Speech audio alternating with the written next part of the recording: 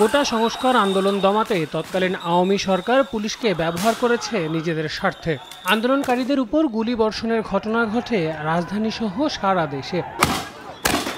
এমনই এক ঘটনা ঘটে ৪ আগস্ট আশুলিয়া বাইপাইল এলাকায়। সেদিন আন্দোলনরত শিক্ষার্থীদের উপর ছাদ থেকে গুলি করে পুলিশ। এতে পায়ে গুলিবিদ্ধ হন এআইবি বিশ্ববিদ্যালয়ের শিক্ষার্থী রবিউস্তানি শিপু। তার করা মামলায় ডিবির সাবেক পুলিশ পরিদর্শক আরাফাত হোসেনকে শুক্রবার রাতে তোলা হয় আদালতে।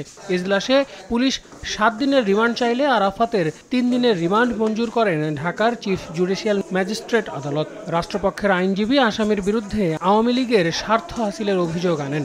পুরা আওয়ামী স্টাইলে এই হত্যাকাণ্ডগুলো চালিয়েছে। বাংলাদেশের ইতিহাসে স্নাইপারের যে ব্যবহার, এটি পুলিশ বাহিনীতে এটি একেবারে নিষিদ্ধ এবং এরকম আমরা কখনোই পূর্বে দেখিনি।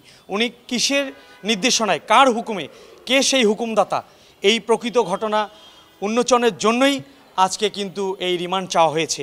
আর আসামি পক্ষের আইনজীবীর দাবি, পেশাগত দায়িত্ব পালনের অংশ হিসেবে শুধু উপরের নির্দেশ পালন করেছেন আরাফাত, তাই মূল আসামিদের আইনের আওতায় আনার দাবি তার।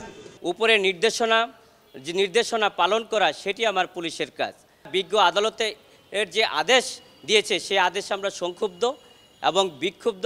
আমরা ন্যায় বিচার পাই নাই। আমরা সেই ন্যায় বিচারের জন্য আমরা উচ্চ আদালতে যাব। গত ১১ সেপ্টেম্বর হত্যা চেষ্টার অভিযোগে ভুক্তভোগী মোহাম্মদ রবিউস্তানি বাদী হয়ে আশুলিয়া থানায় মামলা করেন। মামলায় শেখ হাসিনা সহ ৩০ জনকে আসামি করা হয়। এই মামলার ১০ নম্বর আসামি ইন্সপেক্টর আরাফাত হোসেন। শুক্রবার ভোরে রাজধানীর আফতাবনগর থেকে তাকে গ্রেফতার করে র‍্যাব ৩-এর একটি দল। আল আমিন তুষার, সময় সংবাদ, ঢাকা।